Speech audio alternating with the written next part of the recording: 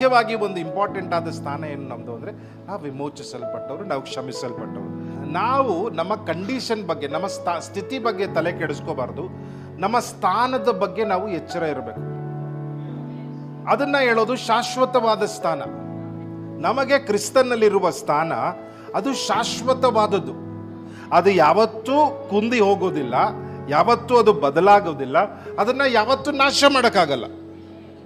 So ಈ ಸ್ಥಾನದಲ್ಲಿ ನಾವು ಯಾವ ಸ್ಥಾನದಲ್ಲಿ ನಾವು ಇದ್ದೇವೆ ಅಂತ ನಾವು ಕರೆಕ್ಟಾಗಿ ಅರ್ಥ ಮಾಡ್ಕೋಬೇಕು. ಸೊ ನಾವು ಯೇಸುವಿನಲ್ಲಿರೋ ಕಾರಣದಿಂದ ದೇವರು ನಮ್ಮನ್ನು ನೋಡುವಾಗ ನಮ್ಮ ಮೇಲೆ ಯೇಸುವಿನ ರಕ್ತವನ್ನ ನೋಡ್ತಾರೆ.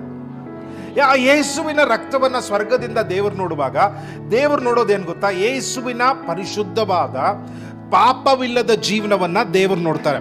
ಅದನ್ನ ನೋಡಿ, ಆ ರಕ್ತವನ್ನ ನೋಡಿ, ಓಕೆ, ಇವನಿಗೆ ಶಿಕ್ಷೆ ಅವಶ್ಯಕತೆ ಇಲ್ಲ, ಇವನನ್ನ ಬಿಡಿಸುವುದಕ್ಕೆ ಏನು ವಿಮೋಚನೆಯ ಶುಲ್ಕ, ಬಿಡಿಸುವ ಶುಲ್ಕ, ಬಿಡಿಸುವ ಒಂದು ವಿಚಾರ ಏನಿದೆಯೋ ಇವನಿಗೆ ಕಟ್ಟಲಾಗಿದೆ.